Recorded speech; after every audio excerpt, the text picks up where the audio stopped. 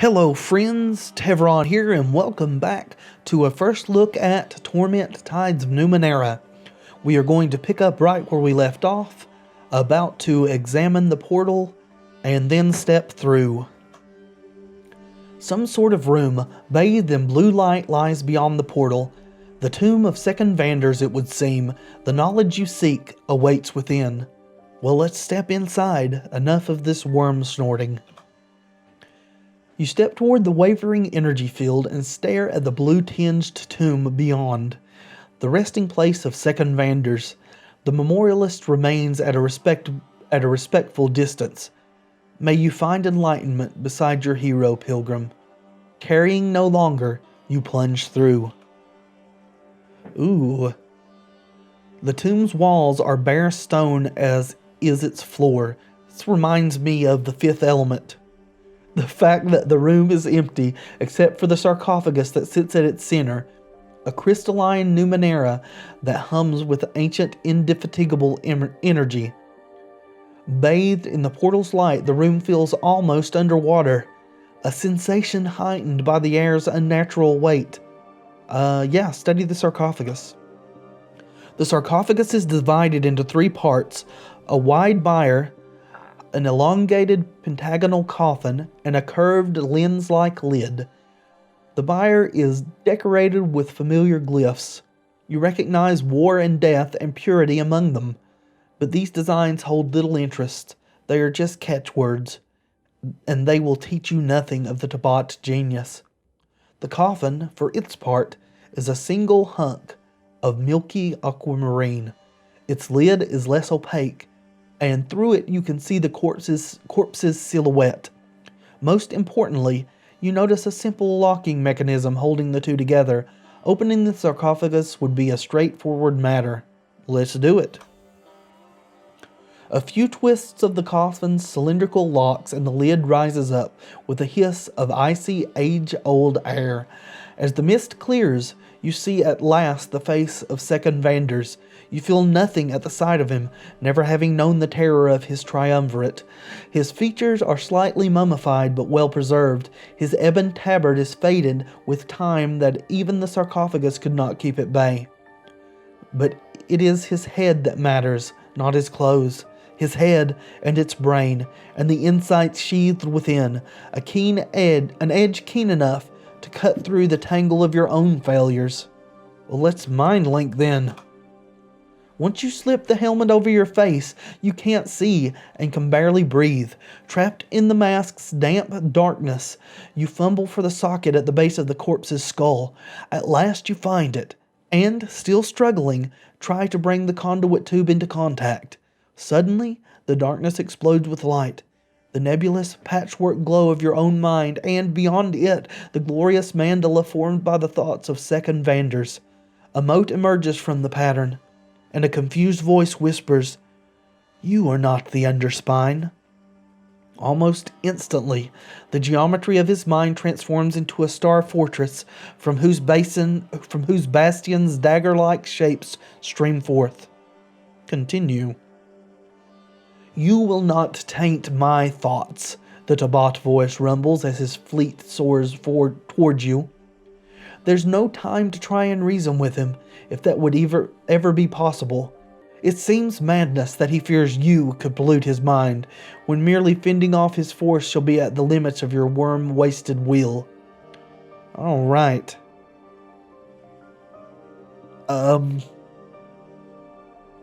Let's let him in. I mean, we came here, like it said, we came here to fill the gaps in our mind. This seems like the fastest way.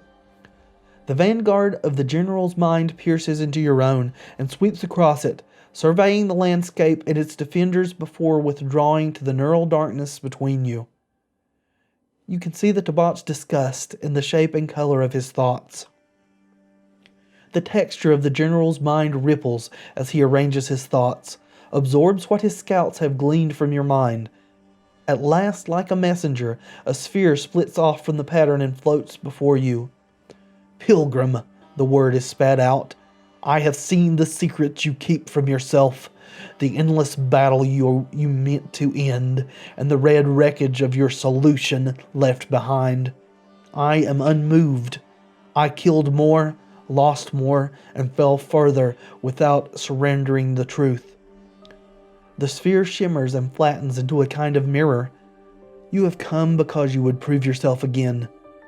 Through me, by me, the thought floats slowly backward, but I am not your underspine. Okay, so what is the underspine? Second Vander's mind grows still, with faint flashes of contemplation flickering across its surface. The guardian of the Tabat's soul, his mind darkens and storms.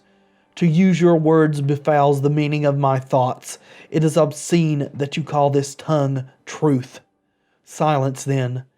The underspine is a filter through which our minds flow, cleansing us of distraction, subversion, novelty, and doubt. The darkness dances on the edges of his will. You cannot comprehend. Study his mind. You see a wide crescent of Uriel Reavers, ready to sweep down on an outnumbered but unfazed band of Tabat scouts. You know that they will fight free because Vanders knew it then, before the battle even began. You see the city of Sage's Cliffs rising above the plains like a beacon, a treasure, a false icon to be smashed to pieces. In the depths of the general's mind, jagged, violent thoughts seem to be mustering as if for war. At the moment, they are scattered and in some disarray. All right. Let's ask. We want him to feel the emptiness. A row of red-rimmed pyramids sprouts along the fringe of Vander's mind like quills or border forts. Better to be dead and gone than housed in such corruption. Ask again. Join me. Okay, no. So that's a no. What did you see in me? His mind ripples with amusement, fear, vanity, weakness, deceit. There is a long silence.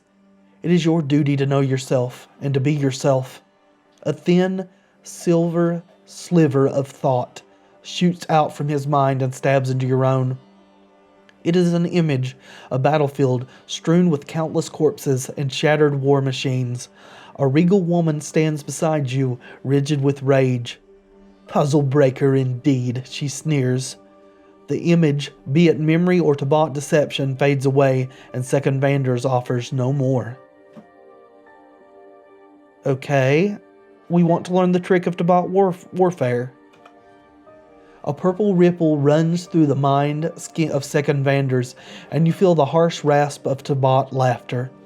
The weak-willed and degenerate always dream that the great prevail by tricks, or cheats, or chance.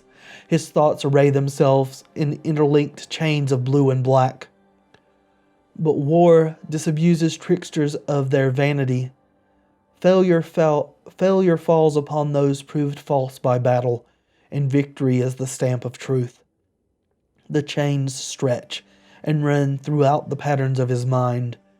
We did not master deceit or even war. We mastered our own authentic selves. We triumphed by philosophy, not strategy. Well, tell us about your philosophy. A small cube of ideas detaches from the pattern of the general's mind and unfolds before you. In all systems, the variable is subordinate to the constant. The measure of things must be fixed. Lines of thought stab out from the unfolded eidolon, probing your mind like outriders. You do not comprehend. The eidolon rearranges itself into a pyramid. When one stands at the utmost peak of the highest mountain, an advance is no better than a retreat. All change is decline. Again he probes, and again you are found wanting. To not fall, one must say, there is no more ascent, here I stay. Many have so spoken, but the Tabat alone spoke truly, resisting the vanity of progress. Okay, but your kind has been wiped out. As you tell the Tabat general of his kind's demise, the geometric perfection of his thoughts fracture for a moment. not quite into chaos or organic shapes, but into sharp shards that cannot quite reform. Some of these needles jab into your own mind, probing, confirming that you tell the truth. I see, Vanders answers. Eventually the fragments of his mind reform, though the ranks of its guardians seem thin. At least they are safe from the corruption of change. To be frozen forever in cold death is a better fate than the seamy, teeming welter of your city. Let's ask him again to join us. No, he still says no. Let's study his mind one more time. We may need to attack him. You see a city underground, the tunnel walls and vaulting chambers adorned with carvings of fallen enemies. You see battles, endless battles. The memories sorted with meticulous care, conjoined by formations employed, foes faced, weapons wielded, terrain accommodated. It seems a catalogue without end. In the depth of the general's mind, jagged, violent thoughts seem to be mustering as if for war. Their ranks are growing. Okay, let's attack him. Death has not dulled the Tebot's weapons or his will, but the mind is more than a mere battlefield, and riddled and rotten as yours may be, it is not yet bereft of all its old gifts. Lines of thought race between you, and great jagged rifts are torn in the fabric of your minds. Defenses tighten, feints fly, and wills pound against each other in brute desire. Plainly, there can be no end to this, but the destruction of you both. We're well matched. Join minds with me. Bright flashes race through the pathways of his mind as it forms and reforms in myriad shapes and patterns. At last, a single word. Yes, all right. We got joined with the general, I guess. I don't know that this is actually a part of our character. The pattern breaks, and its fragments, jagged and disjointed, ricochet across the darkness, crashing into your mind. You feel the terror that has gripped him, the fierce imperative to stand against the outright obliteration of his race. Whatever the price, you sense the contempt in which he holds you, mingled with a grudging knowledge that there will come no better chance. And then there is no more you, and no more Vanders, only a madcap image assembled from two puzzles jumbled together. Only that, and the darkness beyond. Continue. There is one who slips off the Mind Leak's mask and staggers out of the tomb. Out of the Tebot's tomb. You are not that one, but you are in it. Not as some fraction or separate self, but as an indivisible part of a plural whole. The newborn one looks with newly opened eyes at the sky, and lemons it with newfound words. Words exquisite in their precision. Blues beyond blue. Oh, so we're back here. A kaleidoscope of colors drags you back from the welter of memories. That memory was more powerful than the others, but it has faded. Your personality reasserts itself, and you stand in the strange laboratory once more. The specter beams as you approach.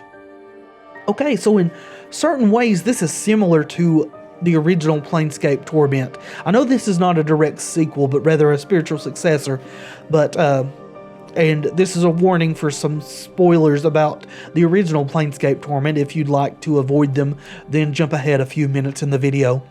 In the original Planescape Torment, you were the nameless one who died over and over and was reborn without knowledge of his previous lives. And it looks like in this one, again, we are someone who is reborn over and over, though this time not in the same body, but into different bodies each time. So that's quite interesting. That was great. Did you see that? Scattered them. Yeah, it was pretty okay. So what happened in the tank? Whose memory was that? The tank? I don't know. All I saw was you put your hand on it and then blast those sorrow fragments to the stars. But it's your mind, right? It was probably some mental connection, like the creatures in those tanks. So it is something that we did in the past. So that memory I had felt a lot more real than what happened with the creatures. Did it? I don't know what to tell you. It didn't look like anything happened out here. We completely disappeared. Okay, so that surge of energy that drove away the sorrow fragments, was that something that I did? It was. That's one of the things attuning does. The tides keep you alive. Maybe you can't control them all the time, but they can change things around you. I wouldn't be surprised if it worked that way in the real world, too. Huh. A wide grin plasters itself across his face.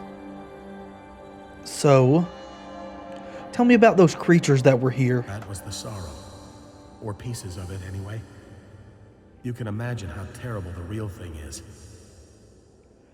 I I suppose. don't remember much. Maybe you know more than me.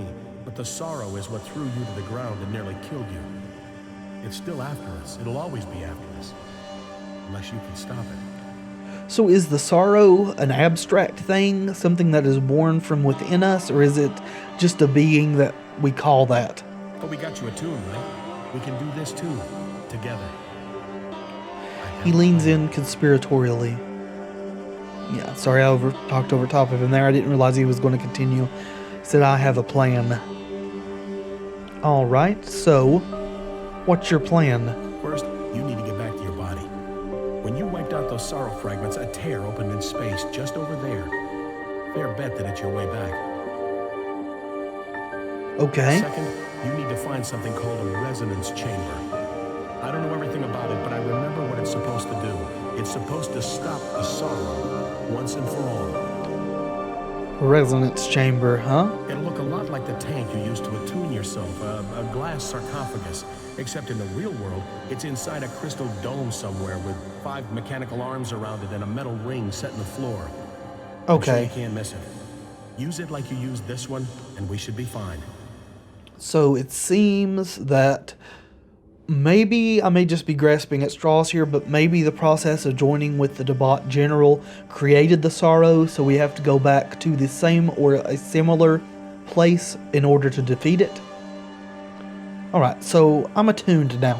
What does that mean exactly? Well, it means you're alive, for one thing, so that's a bonus. The tides keep your body together, sucking energy in so you can heal. You can push that energy out, too, like you did with the sorrow fragments just now. There's 5 tides.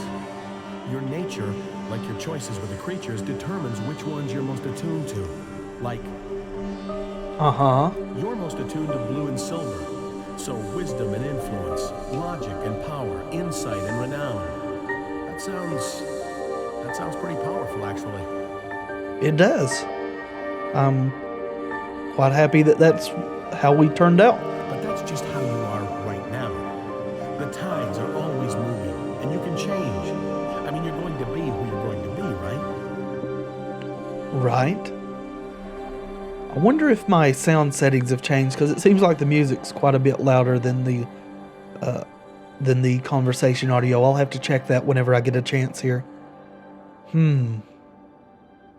Okay. Is there anything else we want to ask here? Yeah, anything else you can tell me about the sorrow? Just that it's old. Really old. And it doesn't pay much attention to laws. I mean, space-time laws, not human ones. I bet it ignores those too. This sucking creature. Yeah. Well, apparently we're really old as well. Okay. Yeah, I think I'm ready to go. Farewell. All right. Good luck. Alright, give me a second. I'm going to try to adjust my options here. Alright, so hopefully that helps out a little bit. Again, I will stress that this is the first beta build. I know that they've had some alphas before, but this is the first beta, so let's just bear with whatever issues we have so far. What looks like a tear in space shimmers in the air. Through it, you can see darkness and the sprinkled light of the stars. Sure, reach into it. As soon as you touch it, your senses expand, as though your mind were inside the tear. You realize the sky around you is not sprinkled with stars, but mines. Billions of them. Each one several orders of magnitude greater than your own. That's disconcerting. As soon as you are aware of them, they become aware of you. They converge on your presence. the weight of their immense knowledge threatening to crush you. Instinctively, your mind throws up a shield to surround you. An isolated space within the darkness. The mines outside crash against it, trying to break in, but the shield holds strong. Okay. Yeah, let's see if we can feel the mines. Your initial estimate of their numbers was far off, you now realize. There are trillions, maybe quadrillions.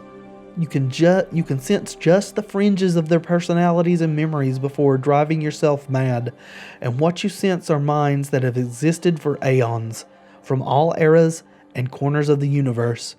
They are not malevolent, but they will definitely snuff you out in their effort to learn what you know and bring you among them, and that's not what you need right now.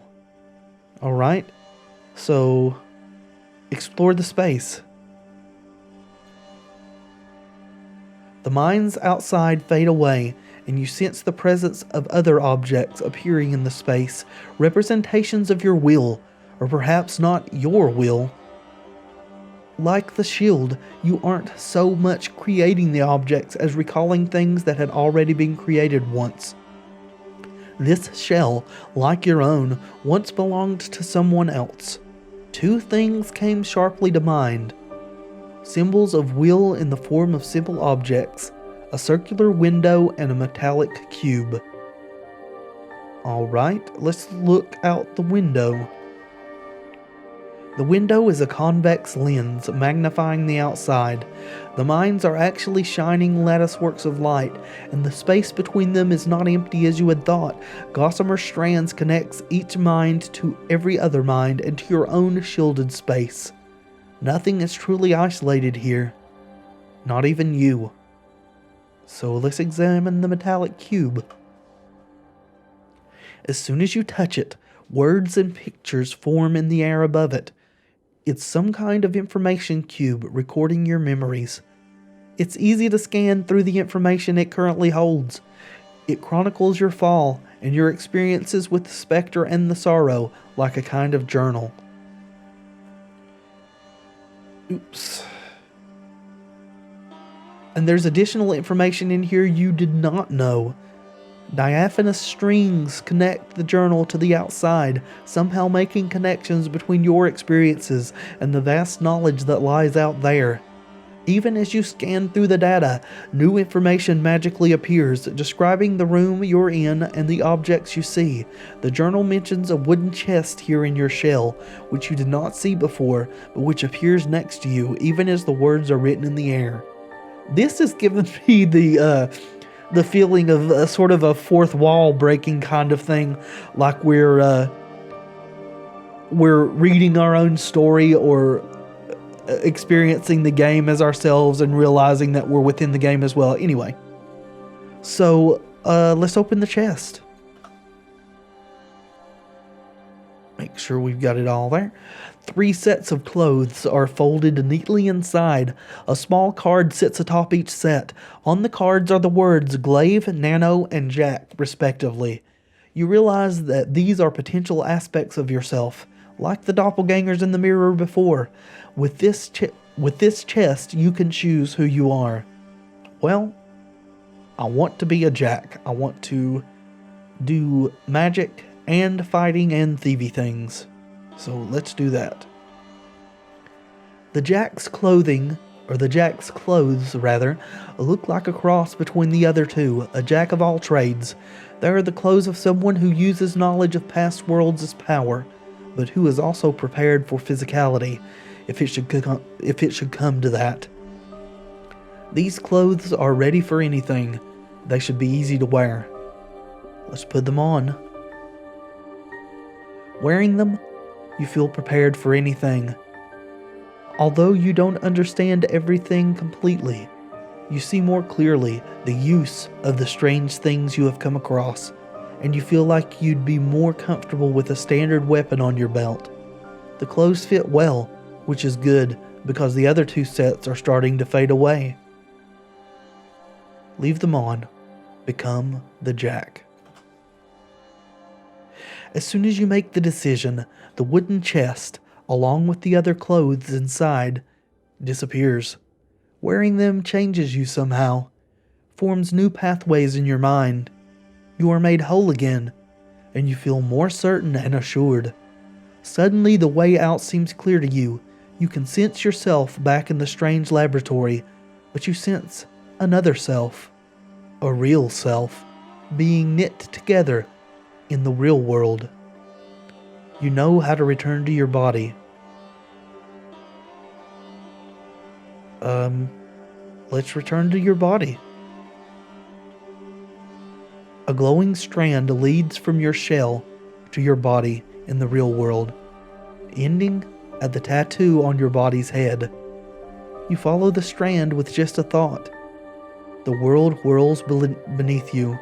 The labyrinth of your mind and the strange tear in space fade away, and you open your eyes once again. I wonder if tattoos are going to be a type of equipment in this game as they were in the original Torment. I would really like that. I loved that aspect of the game. Alright, we have reached Tier 1, a tier increase. Allocate points to any of your pools. We got 6 remaining. So we got 8 might, 12 speed, 14 intellect. I do want intellect to be our primary stat, probably with speed close behind. Though I wouldn't mind bringing might up a little bit too. Let's put 2 in each of these for now. Bring that up to 14 and that up to 16. I think there's some more down here. Increase edge in the pool of your choice. I have a little bit of experience with this role-playing system. I've never actually played it myself, though I've seen other people play it on various role-playing shows. And edge, I think, improves your chances with a certain type of test, might, speed, or intellect. So I'm going to put our edge into intellect. Select a skill to increase. Alright, quick fingers. Fine motor control and the ability to manipulate devices trained. Persuasion. Convince an otherwise reluctant character to see things your way or to do what you want them to do. Trained. Deception. When you need to convince someone that something is true when it isn't. And stealth is sneaky. I'm going to go with persuasion for now. Yep, increase it to 2. Choose abilities to learn or improve. Okay.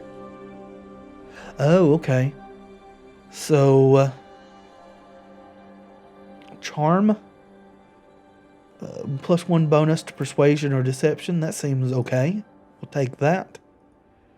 And we'll also take... Let's see. Siphon morale away from your target, gaining +1 damage on the next hit and removing 1 random positive fatal. That's pretty good. This is +25 attack. No need for weapons. I want to use weapons, probably. Hedge magic. Grant yourself a little extra panache. +1 bonus to the next crafting, looting, or deception task. Huh. Let's take one that will do something in a crisis. Let's go ahead and take Siphon Strike. So we've unlocked Tidal Surge, attack and defense tasks difficulty -6, all damage taken -75%, all damage dealt doubled, all companions take 7 intellect damage. Ouch. Only usable during a crisis. Okay. Effort on defense, so that we can get an easier success rate on speed defense tasks. We are able to use light and medium weapons. Heavy weapons are harder, they're +3 difficulty. Flex skill. Once per day, choose 1 exploration, lore, crafting, or conversation skill to increase the Jack's skill level with. So we can choose a different skill to be proficient in each day. That's nice. Confirm. Alright. I don't think I want to change our stuff. The Nevian floats in the tank, silent and still. I don't know why that came up. Maybe I accidentally clicked on the tank like behind this character screen here, the character sheet. Alright, I think I'm pretty happy with this. Confirm. Are you sure you wish to proceed? This is your last chance to change the last cast-off's character class or descriptor. Yes, I'm fine.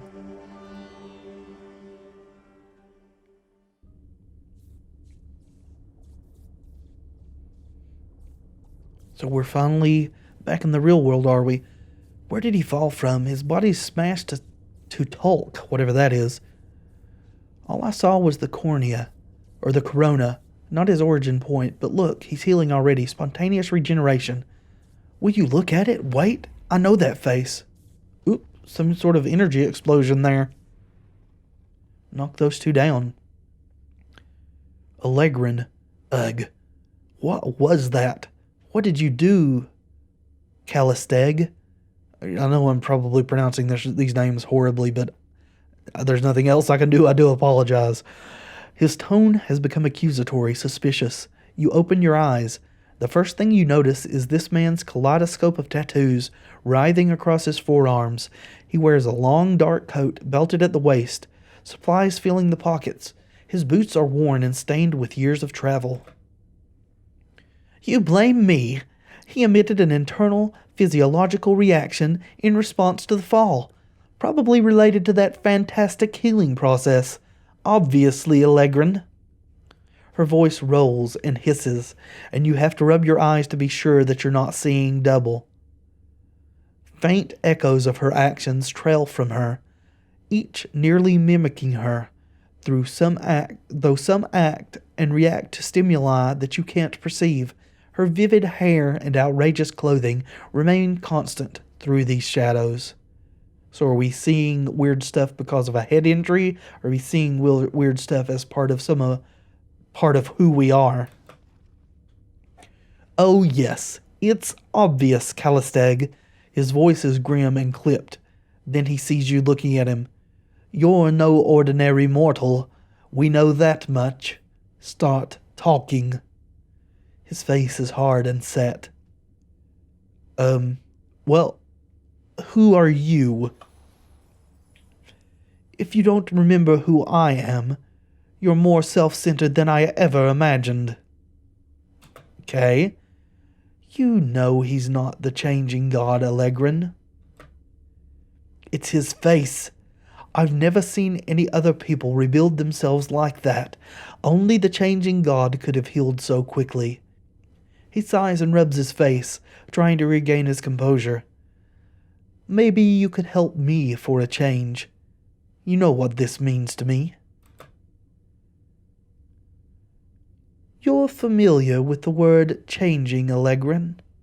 It implies inconsistency, thus the changing god may well have changed. Several versions of her shrug, and she addresses you. You'll have to forgive him. He believes you're someone he once knew, even though it's painfully obvious to anyone that you are newly born. Oh, did we lose some text? We did. Her most solid self curtsies while others bow or spin. I and my sisters am Calisteg, so this is just part of who she is. This is Allegrin. We are explorers, knowledge seekers. That's how we came to be in this room. If I'm not mistaken, you are what we call a cast-off. The changing god created you, body and mind. Your sire used your body for a time, then abandoned it for reasons of his own. When his mind departed for a new experience, you were born in his cast-off shell. Okay, then.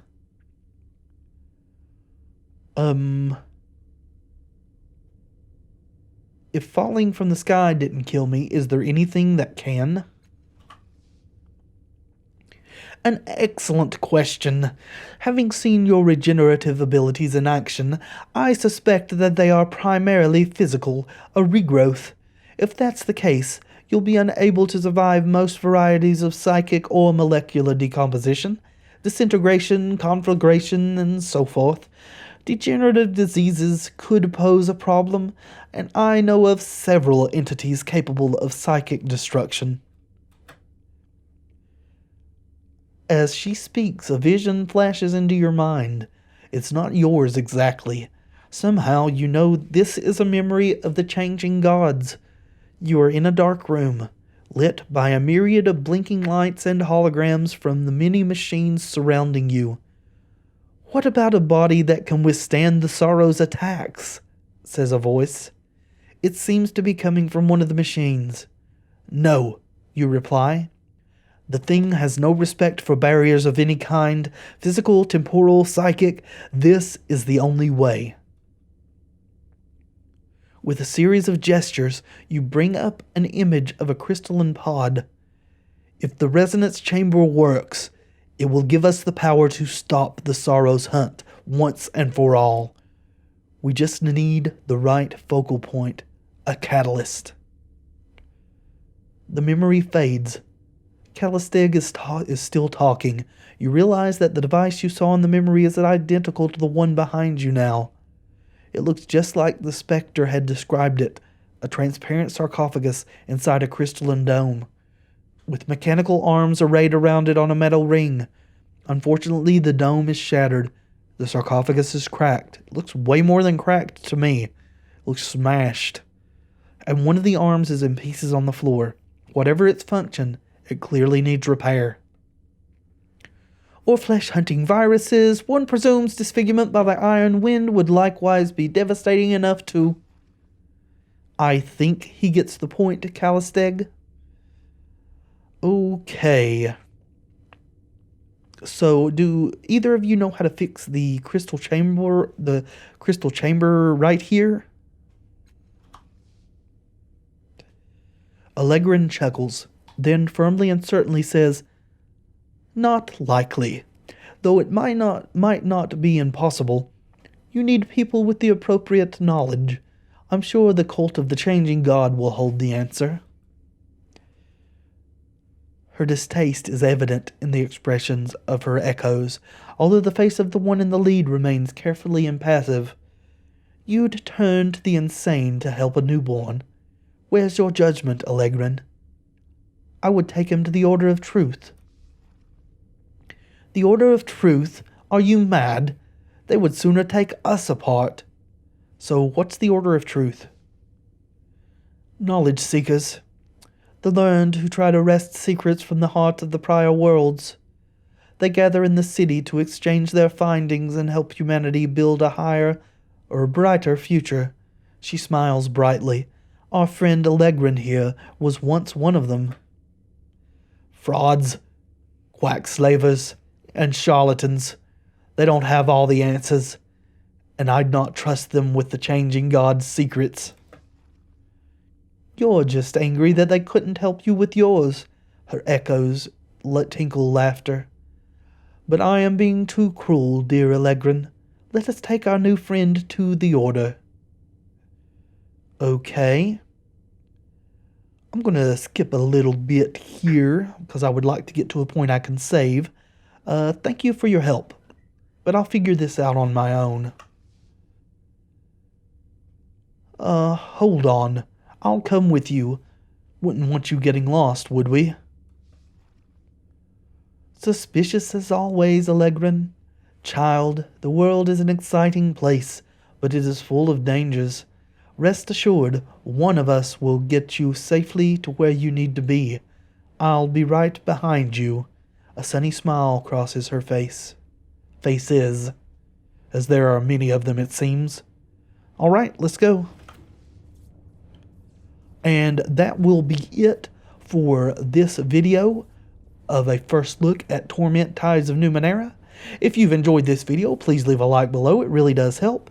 Consider subscribing to the channel to be notified when I upload new content. And until next time, friends, be excellent to each other.